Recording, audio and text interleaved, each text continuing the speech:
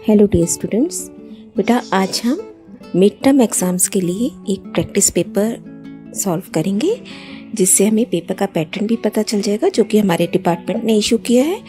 ये पेपर आपका 3 पार्ट्स में डिवाइडेड है, ABC। फर्स्ट पार्ट में 3 क्वेश्चन है जिसमें एक MCQ और 2 केस स्टडीज़ है। ऐसे ही पार्ट B में 6 क्वेश्चन हैं और पार्ट C में 9 क्वेश्चन हैं। स्टार्ट करते हैं। फर्स्ट क्वेश्चन जिसमें 8 आपको MCQ टाइप क्वेश्चंस मिलेंगे। निम्नलिखित में से किस सममित व्यवस्था का उपयोग एक वर्ग संख्या को बताने के लिए नहीं किया जा सकता? Which of the following symmetrical arrangement can not be use to represent a squared number?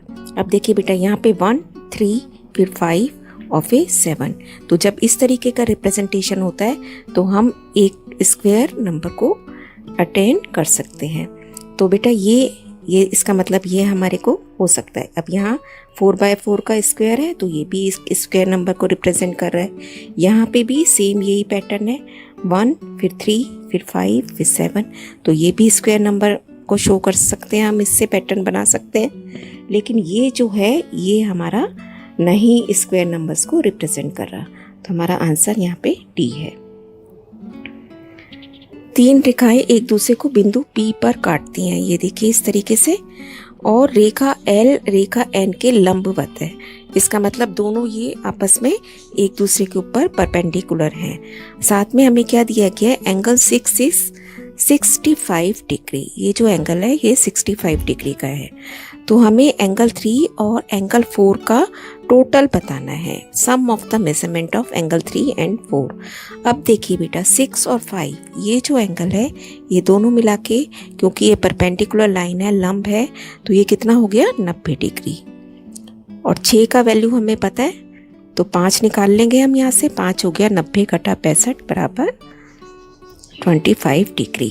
अब 5, 3 और 4 ये देखिए इस एक लाइन पर M के एक ही तरफ बने हुए कोण हैं। तो ऐसे कोण क्या होते हैं, रैखिक युग्म या लीनियर पेयर, और इनका सम कितना होता है 180 डिग्री।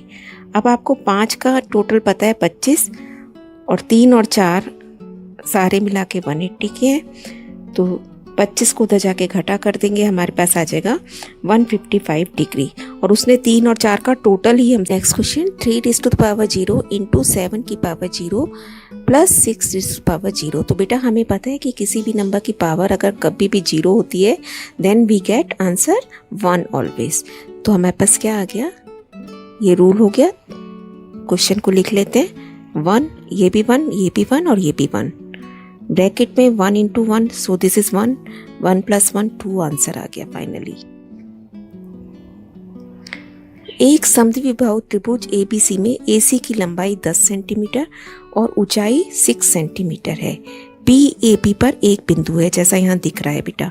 इसने एक आइसोसेलेस एंगल तो हमें बताया है, लेकिन ये नहीं बताया कि कौन सी साइड इसके बराबर है। कैसा होता है समद्विबाहु त्रिभुज, इसकी 2 भुजाएं बराबर हों। तो हम क्या करेंगे बेटा, ये AC इसने 10 दिया है ना, और ये 6 है। तो आप पाइथागोरस रूल लगा के ये ट्रायंगल हमारा, क्योंकि ये 90 डिग्री का है तो CD कितना आ जाएगा 8 सेंटीमीटर। ये 8 है तो ये भी 8 हो गया। इसका मतलब ये पूरी BC लाइन तो 16 सेंटीमीटर हो गई। तो कौन सी बराबर साइडें बची, ये 10 तो ये भी पूरी 10। अब ये आगे कहता है कि BP जो है वो 4x-1 है, ये हिस्सा 4x-1 है और PA 3x+4 है। तो हमें BP बताना है। तो हम क्या करेंगे, दोनों मिला के कितने हैं 10 लिख देते हैं इसे, है ना, क्योंकि ये पूरी साइड 10 के बराबर है। x की वैल्यू आपने यहाँ से निकाल ली 1। तो उसने तो हमसे BP पूछा है, BP क्या है 4x-1, 4x-1 निकालेंगे, 4 - 1 = 3, आंसर 3। तो आपने ध्यान रखना है कि कैसे हमने ये पता लगाया कि इसकी बराबर साइड ये होगी। नेक्स्ट है, राजू के पिता की वर्तमान आयु राजू की वर्तमान आयु की 3 गुना है। जिसकी बोला जाता है उसे हम कुछ मान लेते हैं। तो हमने यहाँ राजू की मान लिया, x है अभी तक की आज की एज, तो फादर की कितनी होगी उससे 3 गुना यानी कि 3x। अब कहता है 4 वर्ष बाद राजू की कितनी होगी बेटा, 4 जमा कर दोगे आप, तो 4 जमा x हो गया। ऐसी उसके फादर की कितनी होगी 4 साल बाद, अभी 3x है तो 4 साल बाद कितनी होगी 3x जमा 4। अब कह रहा है कि 4 साल बाद इन दोनों की आयु को अगर टोटल कर दें तो वो 64 बन जाएगा। तो हमारी इक्वेशन क्या बन गई, 4 + x 3x + 4 = 64। अब इसे आप सॉल्व कर लेंगे। देखिए 4 जमा 4 8 और यहाँ 3x जमा 1x 4x। इक्वेशन सॉल्व करनी आपको बहुत ही अच्छे से आनी चाहिए। सबसे पहले आप बिना x वाली टर्म को उधर ले जाओगे, ये प्लस है तो ये माइनस हो गई, हमारे पास बचा 56। अब ये 4 इसके साथ गुणा हो रहा है तो अब भाग में चला जाएगा, आ गया 14 वर्ष। तो राजू की अभी तक आज की प्रेजेंट एज क्या है 14 ईयर्स। नेक्स्ट है चॉइस में 2 पूर्ण संख्याओं का अंतर 35 है। तो हमने मान लिया एक x है तो दूसरी कितनी होगी, क्योंकि अंतर है तो दूसरी 35 जमा x होगी। अब कहता है इनका अनुपात 2:7 है। अनुपात का क्या मतलब है, अगर इन्हें बटे में रख दिया जाए तो हमें 2:7 मिलेगा। तो इसे कर लेते हैं बेटा, बटे में रख दिया हमने 2/7।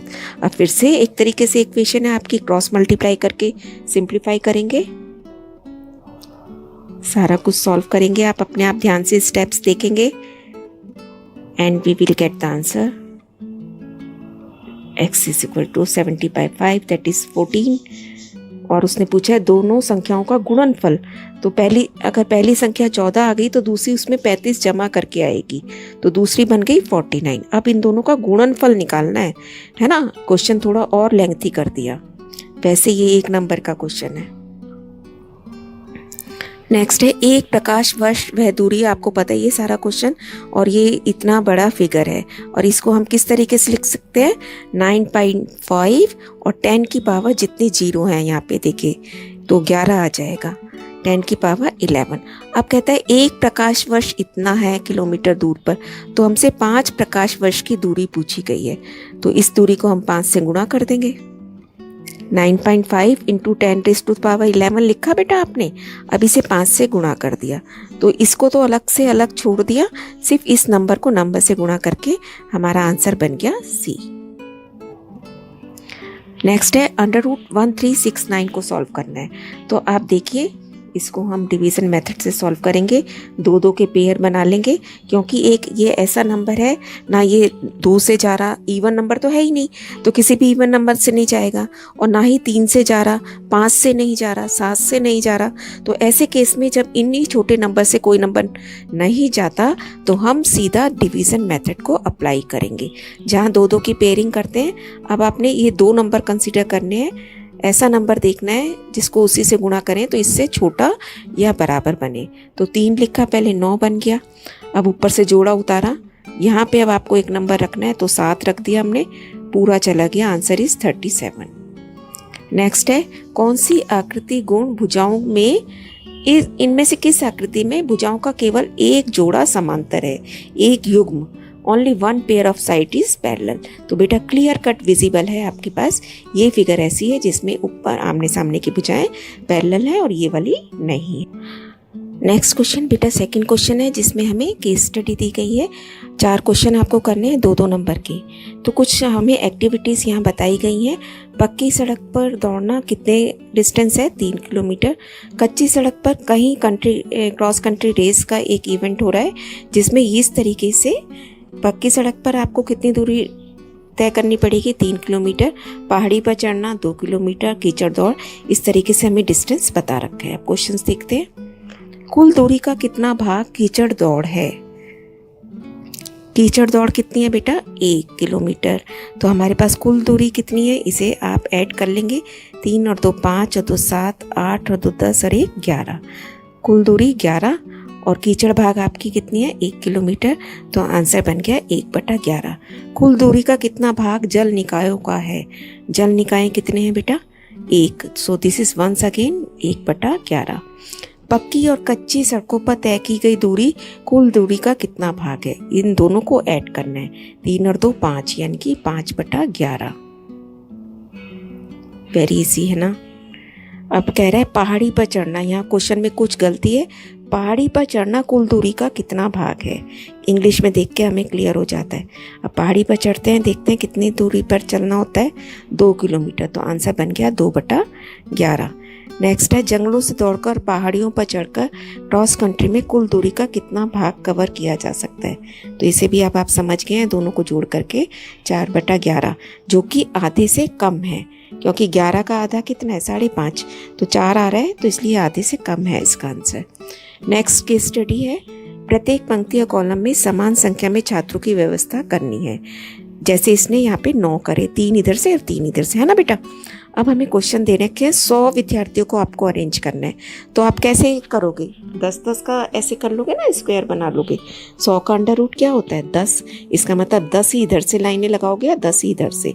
अब 3-3 की ऑलरेडी लगी हुई है, उसने कहा है कितने और विद्यार्थियों को हम जोड़ सकते हैं। तो 3 को 10 बनाने के लिए 7 जोड़ देंगे। नेक्स्ट है, एक समूह में 100 विद्यार्थियों को टीचर को लगता है कि मुश्किल हो जाएगा काम करना, तो उसने 2 वर्ग व्यवस्थाओं में अलग अलग बांट दिया उन्हें। तो बेटा बहुत ही पाइथागोरस ट्रिपलेट का बहुत सुंदर सा क्वेश्चन है। तो इसने क्या किया, 100 को आपने 2 ऐसे भागों में बांटना है जिसके दोनों के हम वर्गमूल सॉल्व कर सकें। इनमें से देखना है, 50 का वर्गमूल आप सॉल्व नहीं कर सकते, कुछ क्वेश्चन हम 100 में उसमें से भी देख के कर लेते हैं बेटा। और प्रत्येक व्यवस्था में कितने कितने विद्यार्थी हो सकते हैं। तो इसका आंसर आपको बताना है कि आपने देखो 81 और 16 को जमा करोगे तो 100 नहीं बनेगा, ऐसे 49 और 49 को जोड़ोगे तो भी 100 नहीं बनेगा। तो करेक्ट आंसर जहाँ 100 बच्चे भी हो और दोनों संख्याओं का वर्गमूल भी हो, 36 और 64, क्योंकि 36 का मतलब 6-6 का ग्रुप बना लेंगे और 64 का मतलब 8-8 का। नेक्स्ट है, प्रदर्शन के दिन 2 विद्यार्थी अनुपस्थित थे, 2 कम हो गए बेटा, अब 98 रह गए।